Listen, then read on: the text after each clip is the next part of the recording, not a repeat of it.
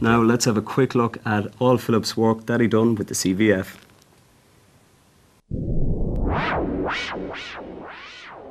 Hi, my name's Philip Griffin and I'll be reporting today on woodland management for FCTV.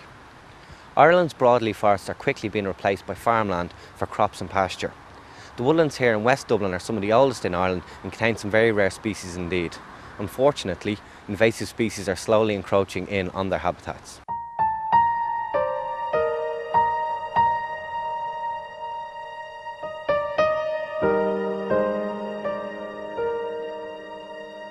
Hiya Hans, can you tell us why this woodland management work is so important?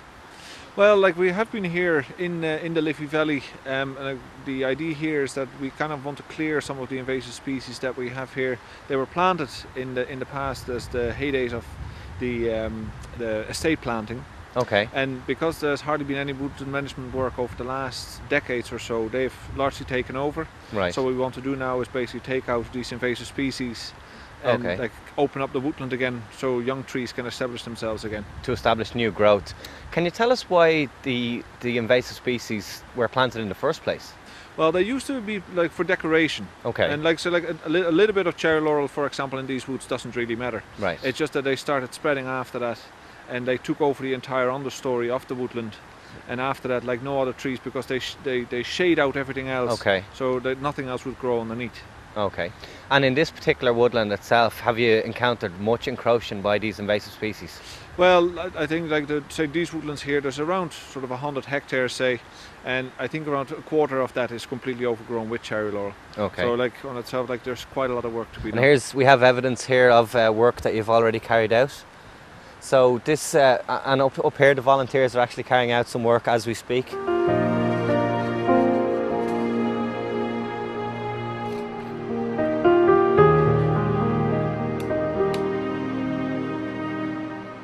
So people in general are becoming more aware of conservation issues, and as a result, are you seeing that in numbers volunteering for yourselves?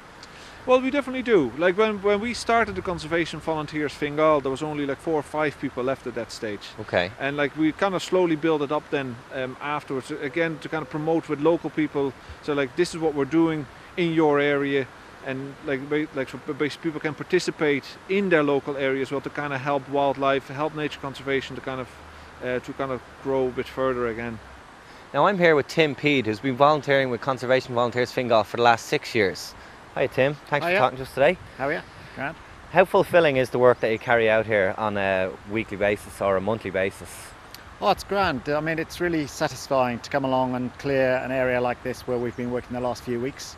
And you can see the progress you're making from week to week. Yeah, I can see that in the background here. Yeah. Now, how long would it generally take to clear an area of this size? We've been working here about 3 or 4 Saturdays now, so we're making pretty good progress. And that's all sort of manual labour, no chainsaws or anything like that. Right. So great exercise apart from anything else. And what initially drew you to this kind of work? Is it a love for the environment and conservation itself? Yes, I used to do some back home in England. Okay. But that was generally on like the odd weekend of a year. Whereas here I get the chance to do it every week. Yeah. In easy reach of like the city centre. Well Tim, thank you very much for talking to me today, and the best of luck with your future projects. Thanks a lot. All the best. Thank you very much. Hope to see you.